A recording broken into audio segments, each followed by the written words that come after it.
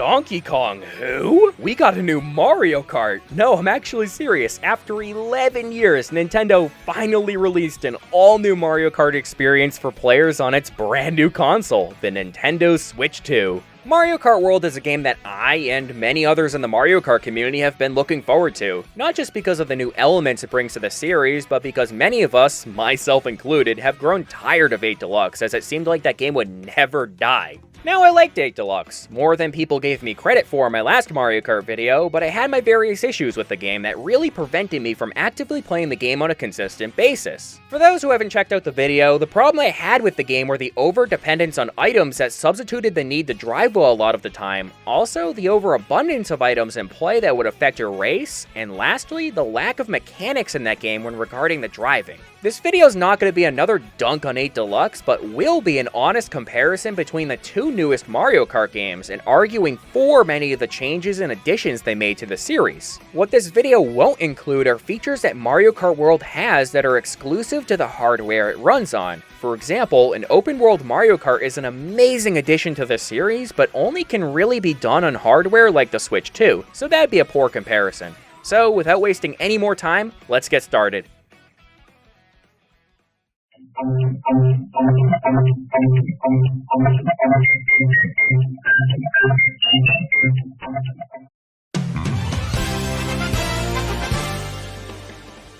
Let's start with items again, like how we did last time. Now, Mario Kart World has made some of the biggest changes to items the Mario Kart series has seen, and most of them surprisingly are nerfs. Now this makes sense because in a race with 24 players, having items as chaotic as previous entries would deny racers the ability to drive the tracks, thus making them too overpowered, which is a criticism I have about 8 Deluxe. First, I want to preface with a change they made to the stun animation in the game. Given the fact that there are 24 players in a race, and consequently more items in play from everyone, they altered the stun animation to where you just tumble forward and keep most of your speed. This isn't the case for every single item in the game, but is the case for objects outside of items like course hazards. As for items, this is a big nerf to them because the damage you cause to another player with an item is weaker now. So even though shells still behave the same, they technically got nerfed because they are less punishing when you are hit by one. The green shell got indirectly nerfed because the tracks are more open, meaning that there are less walls for them to bounce off of.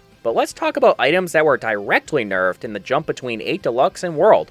First being the bullet bill. The bullet bill still has all its same qualities, but now does not flip over players when hit. It instead just pushes them aside. But if you get hit by a bullet while drifting, it will cancel your drift. This is a nice change, and I think it was made to prevent the item from smacking into 10 people during a narrow section of the track. The bullet actually got a hidden buff too, and this has to do with the bill extensions which, for those who don't know, are areas on a track that prevent a bullet bill from dropping you at that location. In Mario Kart World, a bullet bill cannot drop you on a turn, meaning you can exploit that quirk by timing its use for a really windy, turny section of the course and forcing it to keep you in the bullet for an extra few seconds or more. Next is the shock. This item got so severely nerfed, but it still remains the best item in the game in my opinion. The shock now only strikes people in front of you, and the shrink effect only lasts a couple seconds for everyone, even first. Again, I think this was done because of the addition of 12 more racers.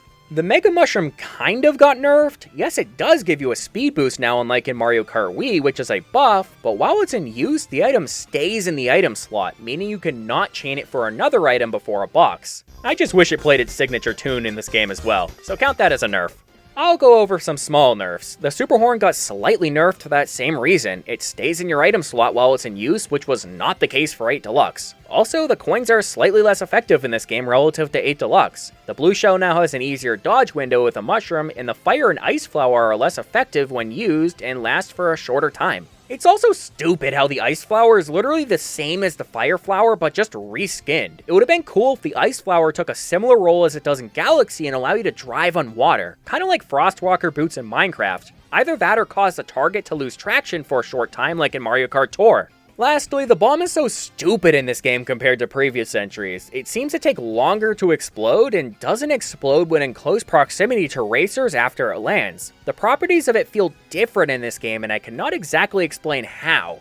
But you cannot blow yourself up when you're trailing it, so that's a buff. Let's talk about some items that got crazy buffed. The Boo is phenomenal in this game because, like in Mario Kart DS, you can go through the off-road now unaffected, allowing for some huge shortcuts. The golden mushroom lasts for the same amount of time and is as fast as it was in 8 Deluxe. So how did it get buffed? Well, because all the other back items got nerfed, and the golden mushroom allows you to take massive shortcuts on the connected tracks that can shoot you right to the front of the pack. Now last is a tricky one, the boomerang. This got buffed and nerfed. Buffed because you can get at most 4 throws from one use, one more than you could in 8 Deluxe, but if you wait too long, you only get 2 throws. Also, the boomerang stays in your inventory even after throwing it, meaning you cannot discard it for another item until you throw it all 4 times. So that's a huge nerf. I'll go over the new items very briefly because there isn't too much to talk about. The gold shell is a cool item, although it isn't amazing. It's great because it acts like a traveling blue shell and hits everyone driving on the center of the road. So use it for that purpose rather than spamming it. But it does spit out coins that benefit everyone else if you cannot get to them in time. The coin block is alright, and it's useful to immediately gain a lot of coins. It does spit out coins around you though, which can be picked up by other racers, but my main problem with it is that it's barely ever useful, and most of the time you're wishing you just pulled another item instead because I can't see it being very helpful in 13th. The food is just a worse mushroom, but useful if you can snag one in first for small shortcuts. But the hammer is actually a fun item to use. The hammers you throw are more sporadic and don't stick to the ground for long at all, so it's a really balanced and well-made item. My only problem is we already have enough projectiles in this game. The feather is terrible and I hate it. I understand it's good for potential shortcuts and dodging red shells, but it's too situational for it to be a useful item. There's not going to be a feather shortcut for you right there every time you pull the item, so 90% of the time you're just going to burn it for another item. Oh, and did I mention that you lose speed when you use it? Lastly, the Kamek Orb is kinda meh. It's extremely rare to pull, which is good, but the effect it has on your race is so minimal. Yeah, the obstacles at Kamek spawn may disrupt the player in front of you, but it may screw you over too. It's a cool gimmick, but nothing more than that. Overall, as critical as I may sound, I'm very grateful for the changes they made to the items in this game. Now looking back to Mario Kart 8 Deluxe, the number one reason why I feel positively about the items in this game has to do with the change in stun animation as well as the tracks. The tracks are more open and less claustrophobic, so projectiles aren't ricocheting off walls as much, which gives you more ability to drive. My biggest problem with 8 Deluxe was the amount of items every player is using did not fit with how the tracks were designed. Pairing double items with some of the more confined tracks of 8 Deluxe made it so driving more than 3 seconds without getting hit was impossible. The developers of Mario Kart World seem to understand well that if they wanted to give 24 players double items, they needed to adjust the stun time as well as open the tracks so racers can actually breathe and not get perpetually hit by miscellaneous items as much. It's easy to make a direct comparison of these items between the two games because all but 2 items from Mario Kart 8 Deluxe made it into Mario Kart World. So let's see, I think the change they made to the bullet bill was positive because it would be too broken if it can pulverize 10 racers at once. Also, the bullet bill seems to be smarter in World and capable of taking shortcuts if directed to. The change to the boo is amazing, and I feel like there are so many off-road shortcuts the item can utilize now while staying invincible and stealing an item from another racer. The fire flower I like because it's less powerful, and I feel like giving a larger dodge time frame to the blue shell is better for casuals because 8 Deluxe was almost 2 frame perfect. What I don't like in World compared to 8 Deluxe is how both the Super Horn and Boomerang hang out in your inventory when used. I'm also not completely sold on the shock only striking people in front of you because it can give racers with power items behind you a free win. And lastly, the bomb seemed to have some IQ points stripped from it because it is much harder to get snipes in World compared to 8 Deluxe. Overall, I think the biggest change that made the items feel better in this game is their wider range of use, paired with the fact that they were mostly nerfed due to the open tracks and a less punishing stun time.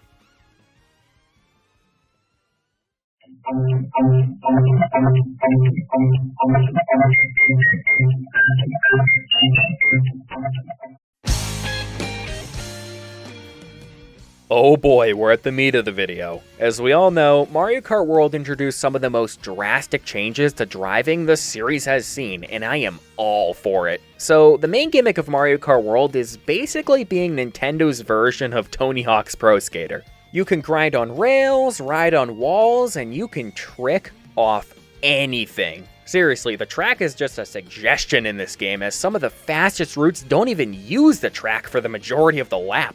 I can't express how much we needed this back in the series, as Mario Kart 8 Deluxe was very much lacking in the mechanics field. The game felt too vanilla, and like there were no out-of-this-world shortcuts or strategies that completely exploited the track. Sure, there were a few cool strats and definitely ways to optimize driving a race, but most of the strategies were fan-discovered and not really intended by Nintendo in the first place. Now, what's so good about Mario Kart World is that Nintendo themselves gave us the ability to drive the tracks in any way we like by providing us with so many routes and tech to explore and play with. Having this many routes on every track is a necessary addition because if there are 24 racers, players need more options on the track so not everyone is packed like sardines driving on the same road. That's where the rails come in. There are rails littered everywhere for players to grind on and potentially avoid hazards from other racers. Some sections you can drive on the wall and avoid part of the track that can get cramped and dangerous. Moving on from the necessity of more paths to drive on, just the tech alone is top tier in this game. Going in, I never expected this game to be as techy and packed with strats on every corner. It looked very simple and boring from the trailers, but boy was I wrong.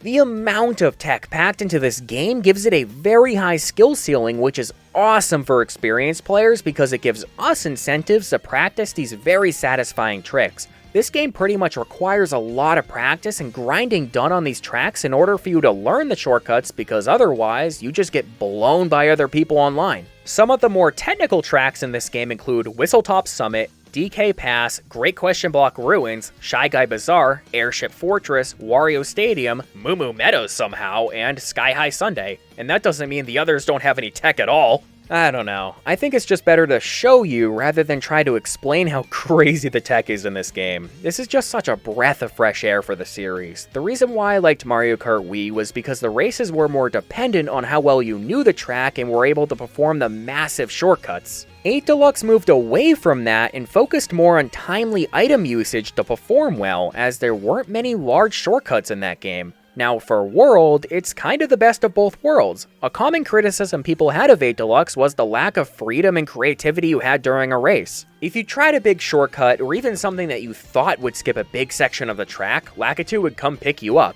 Because of that, I think many players in the Mario Kart community were thirsting for a game that allowed them to do what they wanted without the constraints of an out-of-bounds barrier. And boy, Mario Kart World delivered.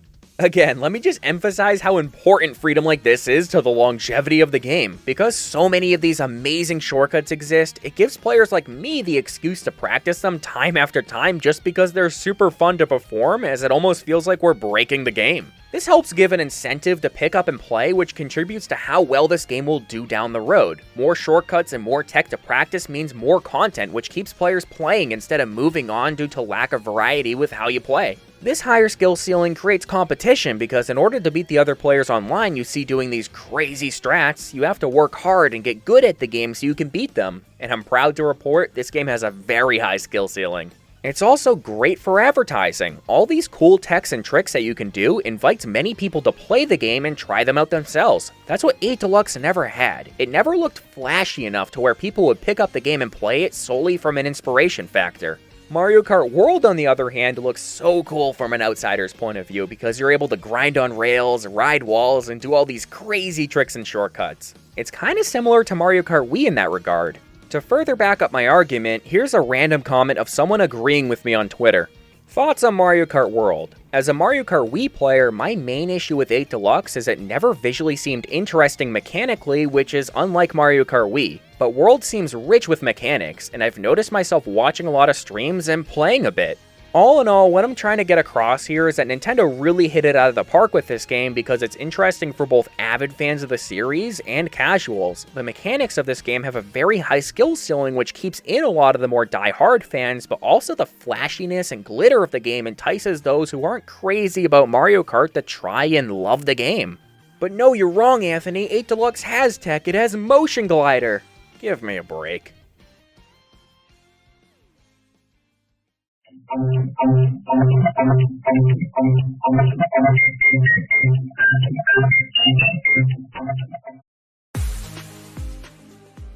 Alright, we're out of the weeds here. This chapter aims to compare just a standard driving that doesn't relate to a specific game's gimmick or tech. First, let's talk about how good Mario Kart World's handling is. For some reason, Nintendo decided to give karts in Mario Kart World some of the best handling in the series. Handling, for those who don't know, is how well your karts turn without initiating a drift. In this game, you're able to turn so much more without having the drift than you could in Mario Kart 8 Deluxe. This is so helpful when it comes to aligning your driving for dodging hazards, executing shortcuts, or taking slight turns as fast as possible without ruining your line with a drift. In Mario Kart 8 Deluxe, handling was much weaker as you lost a significant amount of speed by turning too much without drifting. That's why in that game, hopping was a very common way of realigning your kart.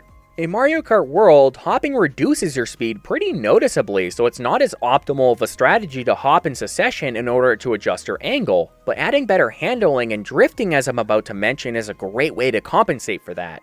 After playing Mario Kart World for a month or so, I went back to 8 Deluxe to test how the two games control, and holy moly was I blown away by how foreign 8 Deluxe feels now to me. It just feels so stiff now when it comes to drifting and handling compared to the looser controls of World. Mario Kart 8 Deluxe even felt slower to an extent because there's really less to do on the track compared to World, where you're constantly tricking and riding on walls. But I urge anyone who's exclusively played World for the last month to just do one normal race in 8 Deluxe again to see what I mean. It just feels so standard and stiff relative to the free-flowing handling of World.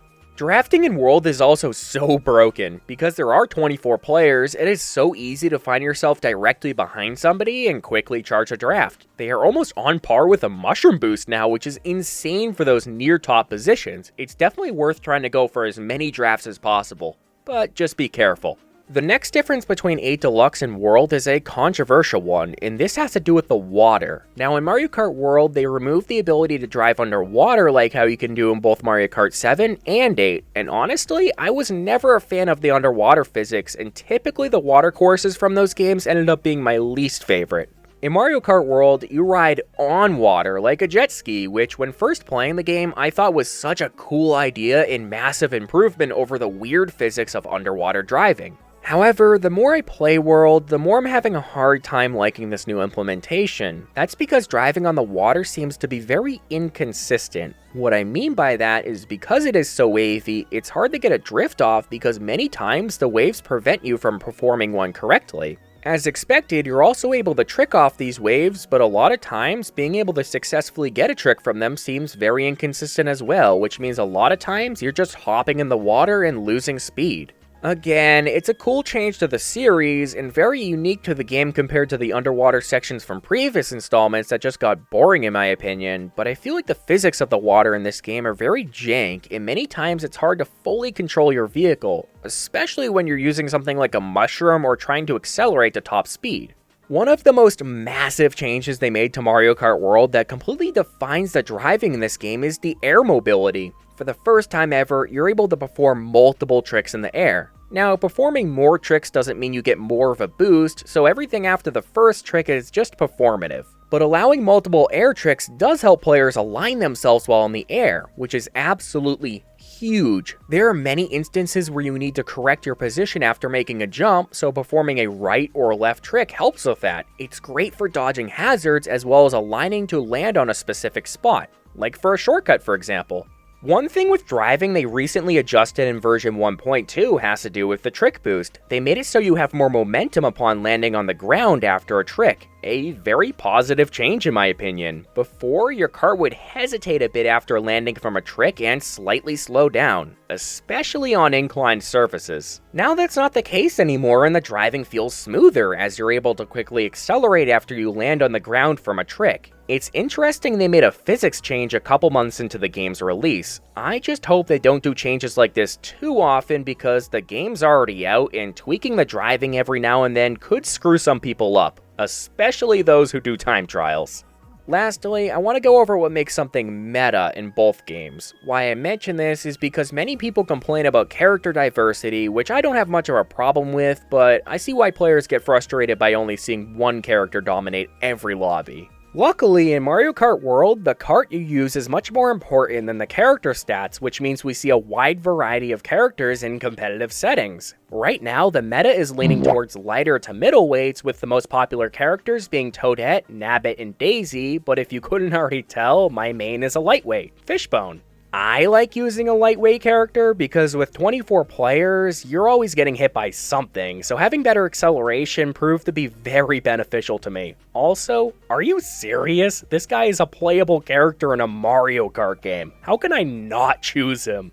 The Kart Online is overwhelmingly the baby blooper because of its strong acceleration and handling, but the baby blooper isn't the only good combo in the game, as there are several combos that are just as good, if not better, in some scenarios than the baby blooper, so you don't need to choose that cart in order to win like you had to do with the Flame Runner and Wii. Carts that are good in this game generally tend to be the ones that can provide an even distribution of stats, so a lot of the all-rounders are very good in this game. Another cart I recommend is the Mach Rocket for the more rail-focused tracks.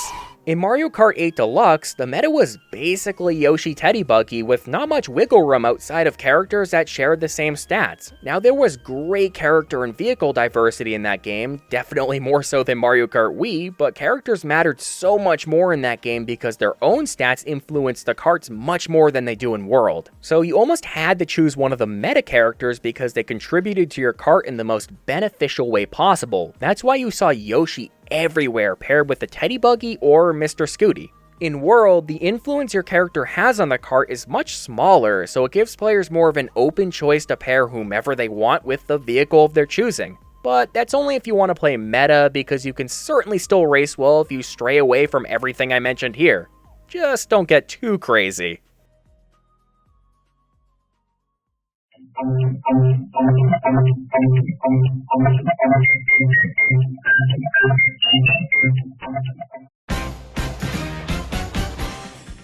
In this chapter, I'm going to list off a bunch of areas that I feel are worth mentioning when it comes to one or both the games. First, let's start with something that I'm forcing into this video, which is the OST. The OST in Mario Kart World is just some of the best I've heard from a video game in years. Why do I say that for a Mario Kart game? Because not only do we have new and redone music for all 30 tracks, but select music from the entire Mario series as a whole. It is so beautiful listening to the many remix tracks from my favorite games in the past while driving from track to track. And that's the one thing I'll give the intermission tracks. You're able to listen to some amazing music from past Mario Kart or Mario titles in general. I have so many I want to share as examples, but we'd be here all day because there are hundreds of amazing tracks to choose from. So here's a few.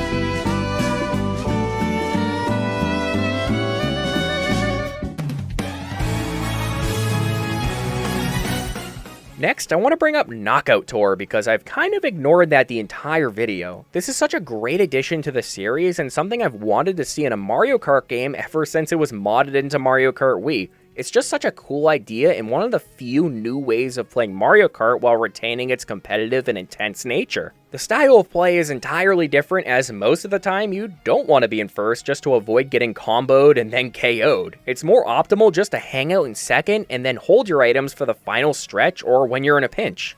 I'm going to talk about the tracks and my thoughts on some of them. Overall, they hit it out of the park with all 30 tracks. Nintendo is really selling themselves short by rarely having players race these tracks for 3 laps because the tracks in this game are an absolute masterclass. First off, what the hell happened to Sky High Sunday? This track sucked so much in 8 Deluxe, and I was so upset to see it make a return. but after playing it in World, it's one of my favorite tracks in the game. It plays so well with the mechanics in this game. My running theory is this track was meant to be a new track in World, but since this game and the DLC for 8 Deluxe was being developed at the same time, they decided to implement it into the Booster Course Pass, and that's why it's so jank in that game. Second, they named this wrong. This is not Koopa Troopa Beach. This course is actually called SNES Koopa Beach 2, but for some reason they named it after a completely different track from Mario Kart 64. It pisses me off how much they blue-balled us because Koopa Troopa Beach for Mario Kart 64 is such a better track than the circle that is SNES Koopa Beach 2. Starview Peak kinda pisses me off. As an avid Galaxy fan, as many of you know, they could not have made a more boring track that is so loosely based on the actual game. The track is way too wide and slow, even on that final water part. They kinda half committed to making it look like Galaxy in the Comet Observatory when in reality, it just looks like a weird distortion of it. Still a pretty track though, but very boring. Oh boy, I might get some hate for this one. Rainbow Road in this game is good, but not the best track, or even S tier in my opinion. Here's why I think that. I think the developers got too caught up in the concept of making it this grand finale, end credits type of track, and got too carried away with making it this massive send-off into the credits. It's just too long and drawn out. It should not be a 5-minute track. A lot of the sections feel long, and the race seems to drag towards the end. Again, I think they were thinking too much about the cinematics and significance of the track to where they forgot to fully get a feel for how it plays. Otherwise, this is the most beautiful track ever and was the most magical first playthrough I've had in Mario Kart in a while. I remember my jaw was on the floor the first time racing the entirety of it, and I still have so much fun every time I race it. If they just took a minute off the track, it would be perfect. Overall, the tracks are just so peak in this game, with Dry Bones Burnout being my favorite of the 30. All of them feel so unique and special and so fun to race on. Here's my tier list. I just adore the creativity and tech so many of the tracks have, and this is why I love racing the full 3 laps on them. And that is a rant I will get to later on, so stick around. The roster in Mario Kart World is definitely interesting to say the least. I don't know what made them choose to put these guys in, but whoever made that choice, can I write you a check? Much of the roster is similar to 8 Deluxe, and it makes sense why they took out the non-Mario characters. But it does not make sense why they took out Dry Bowser and the Koopalings. I thought those characters were here to stay in the series, especially Dry Bowser, who is a fan favorite. I'm just patiently waiting for the day that Funky Kong makes his return. Again. They seem to remove the option to customize the color for characters like Yoshi, Shy Guy, and Birdo, but replaced it with costumes for all characters, which is such a better choice. It just brings so much life and personality to the game and to each player who races as that character. Let me know who is your favorite. Another controversial take I have is I'm glad they reverted back to just the regular carts instead of the whole part customization thing. It was cool when it first came out, but got pretty tired by the time 8 Deluxe was a thing, especially after people figured out there was only one good wheel and the gliders didn't matter. I feel like just having one cart allows the developers to design the entire cart with much more personality and uniqueness rather than designing a part. It was also annoying at parties waiting 10 minutes for that one kid to scroll through every customization option and never decide what cart or wheel he wanted to pick. Last thing I want to touch on is what Super Mario Bros. Wonder did that made it look miles better than the new Soup series. That has to do with the art style and animation. So what made Mario Wonder such a great game was the new cartoony visuals plus the small animation sprinkled into the game that gave the characters and environments so much life. Mario Kart World did the same thing. The cart and character designs seem to be more round and cartoony, but the animations are what steals the show here. Even starting with the character select screen, each character is seen doing a little dance, which compared to the static animations of 8 Deluxe, color the game with expressiveness and excitement. Each character also has their own distinct animation that plays when they get first, which gives me something cool to look forward to when I win. It's just so fun to see all the characters happy when they win, and it's such a good touch to the wholesome personality of this game. Some of my favorites are Nabbit throwing it back, Pianta striking the default pose, and the dramatic shots of Cheep Cheep. There are also small animations for when they lose a race, about to start a race, or about to get hit by a blue shell. There are many more, but just like Mario Wonder, it makes the game feel much more alive and truly captures what Nintendo games are all about. The world is so lively and the visuals are stunning. All of the courses and the intermissions too in a way are obviously connected, but we get to see a world full of life and action, like in Crown City, Dino Dino Jungle, and Boo Cinema. Obviously, I'm not gonna knock 8 Deluxe for not having this because World is on a newer generation console, but I just wanted to bring up how stunning this game looks. But even with newer hardware, what does Mario Kart 8 Deluxe still do better than World? Let's get right into that.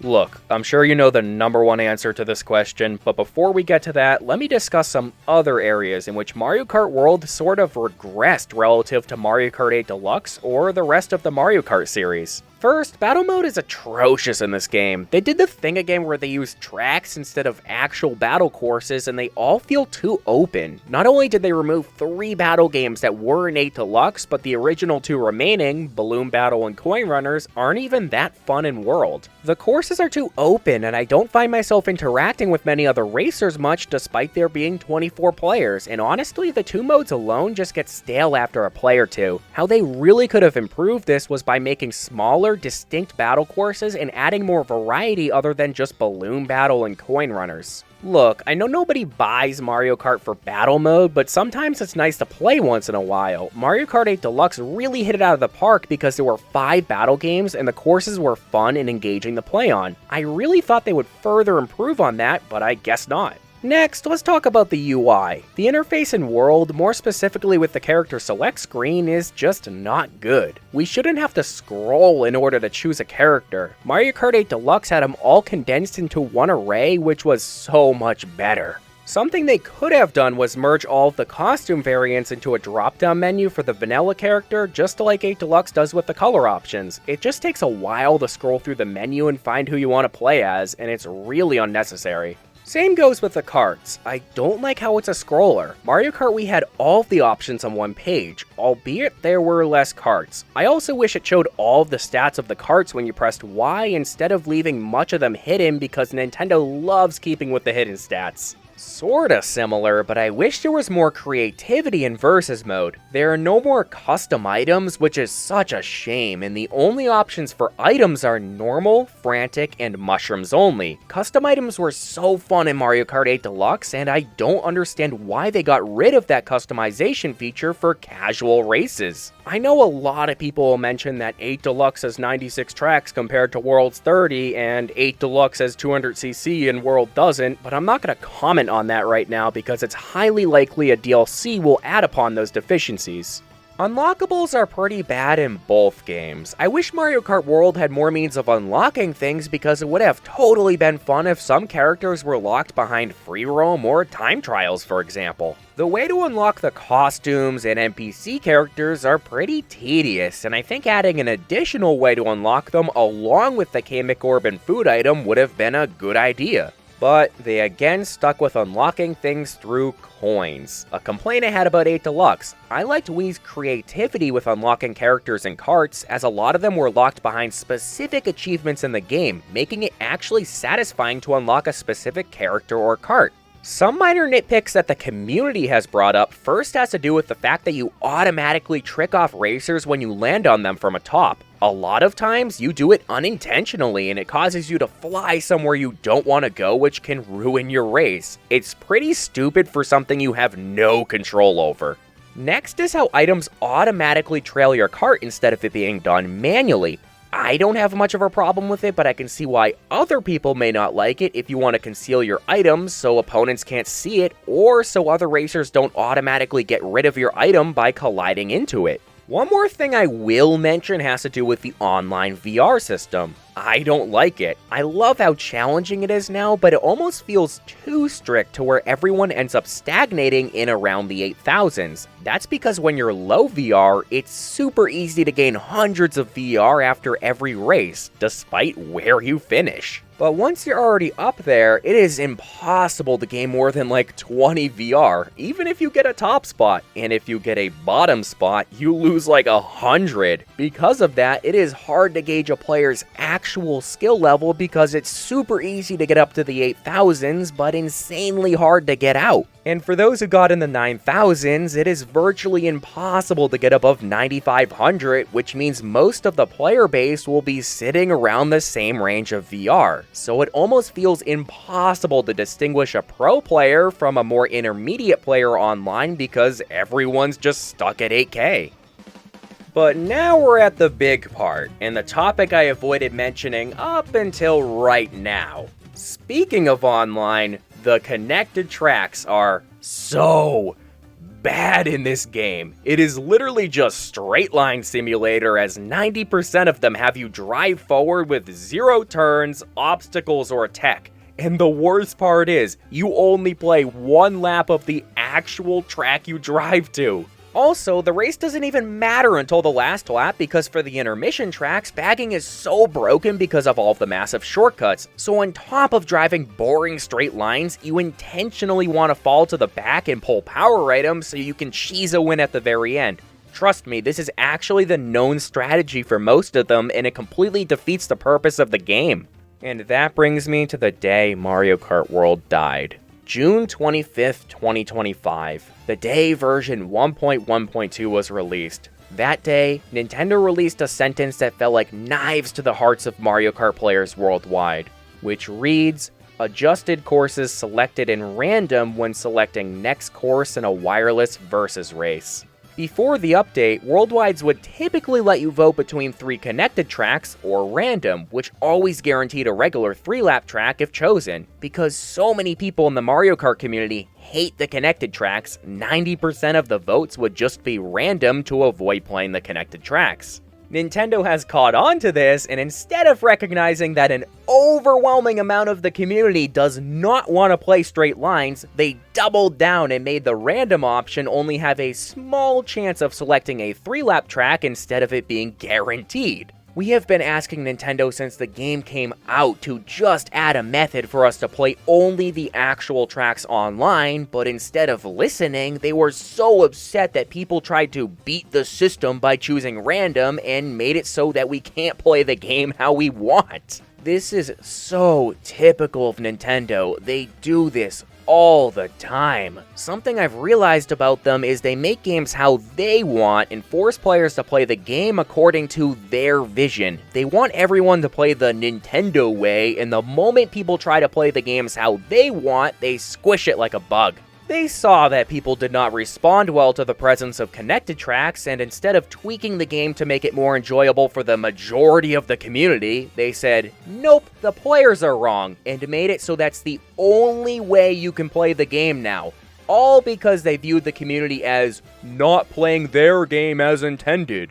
Look, I understand they spent 7+ years making the 100+ connected tracks all for an open world experience. But that's the thing, they only thought about the idea conceptually. They did not imagine how it would actually play out, which ended up being really boring. They have to read the room. The majority of the players want to play the actual tracks because that's what we've known and loved for 30+ years, and that's the part of the game that has all of the cool shortcuts, tech, and obstacles. This game is probably the most technical in the series, and the main mode to play the tracks gives you next to no opportunities to use this tech. There may be some of you who actually like the connected tracks, and good for you, but the issue here has more to do with removing choice from the players. Let me be clear, none of us are asking Nintendo to remove the connected tracks or remove the ability to play them, but instead give us an option in the game to filter them out so people can play the type of tracks they enjoy the most. But saying we haven't given them a try is such an incorrect statement because the most popular Mario Kart creators with hundreds of hours in the game say the same thing. It's just straight lines and bagging. In fact, every single fan-organized competitive setting or lounge has banned these tracks. They're that unpopular. Think I'm over-exaggerating? Ever since this update, playing online worldwides have been tough because it's impossible to find a lobby with more than 14 people, and I never see a full lobby anymore. So many people have ditched online, and that will only worsen by the time this game isn't fresh and new anymore and other mainline titles come out. So I hope Nintendo gets the message, because the online scene already seems to be rapidly dying. While editing this video, Nintendo did release a new, larger update for Mario Kart World, version 1.2. In that big update, one of the bullet points reads, "Increase the frequency of lap-type courses appearing in the selection when choosing the next course in Versus Race and Wireless Races." Many across the community were celebrating this, stating that Nintendo finally listened and fixed online to accommodate those who wanted to see more regular tracks. I hate to be the bearer of bad news, but the patch barely changed anything from how it was before. It was only really done to appease us. Classic Nintendo. Unfortunately, connected tracks still dominate what you're able to vote for online, and the only real difference now is that a real track, lap-type course, has a slightly higher chance to show up in voting. From my experience, it's now about 1 out of every 3 times you will see an actual track in voting. They didn't change anything with random, so it's still about a 1 in 4 chance a 3-lap track gets selected if random is landed on. I think Nintendo did this because they were getting bad press from game journalists who were reporting on the community's frustrations, and to shut everyone up, they wanted to make it seem to the press that the feedback was addressed despite not actually doing anything to answer the community's complaints. They might do something down the road, but this is where the issue stands as of when I'm uploading this video. All Nintendo has to do to fix this is give us more options to play the game. It's such a quick and easy fix, but they are just so stubborn to admit wrong with this decision that I don't think they will. It was already a bad enough look for Nintendo that the community did not want to play half of the tracks to begin with, and now it's even worse because they're intentionally trying to shove this down our throat. That's all I wanted to say about this. There are so many other rant videos from much more respected creators that have a greater insight than I, so I urge you to hear out everyone's side, whether agreeing or not. Also, there is a fan-made Discord server that uses friend rooms to play the regular tracks, so I'll leave the link to that for anyone who wants to join. But I'm gonna leave it there and wrap up the rest of the video.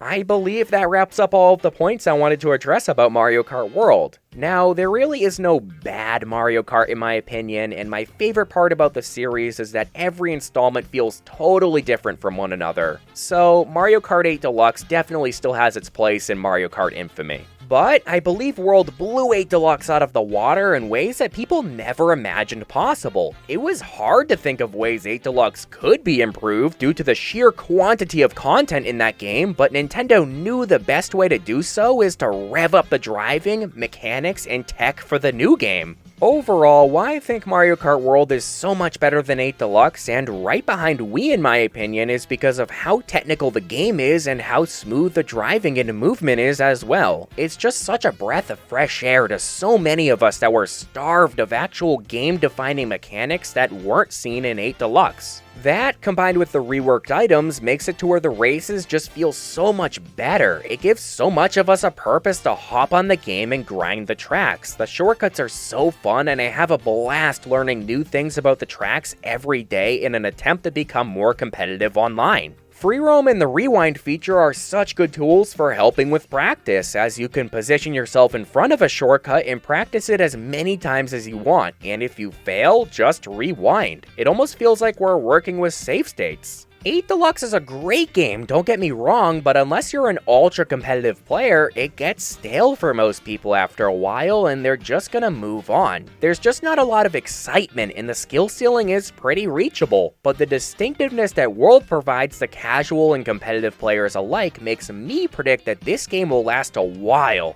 Just fix the straight lines, please, Nintendo. But my final verdict is that this game is absolutely better than 8 Deluxe. Feel free to disagree, but I think the driving and tracks alone make this game so much more fun and exciting to play. However, if there was anything I did not mention for either game, feel free to drop a comment and we can get a good discussion going. I just ask again to keep the comments civil and respectful, please, so refrain from insults, rudeness, or any brain-dead buzzword like rage bait, skill issue, or cope as your argument. This isn't Twitter, Reddit, or Blue Sky, so screw off if you're gonna be a dick. One thing that I also request in the comments is that we refrain from using the price of the game as a factor for our arguments. I know $80 is controversial, but that's not what this video is about. This discussion is focused on the actual game itself and only aspects that pertain to what's in the game. So let's separate the price of Mario Kart World from a review of the game, because a game's content shouldn't be judged by how much it costs. But thank you to everyone who got through the video, whether you loved it or hated it. Mario Kart World has grown to be a game I am very passionate about, and I wanted to jam all of my thoughts into one video. It definitely has become a top 10 game of all time for me, and I'm only gonna like it more as time goes on, so hopefully some of you share the same passion. Now that we're at the end of the video, I just realized something. I only like Mario Kart World because of nostalgia, so I sincerely apologize for being nostalgia blind just because I think another Mario Kart game is better than 8 Deluxe. And honestly, if it wasn't for me coping so hard, I'd see the light and realize that 8 Deluxe is the best video game ever constructed by man, and far better than World because hey, 96 is greater than 32. Sorry for rage baiting you guys.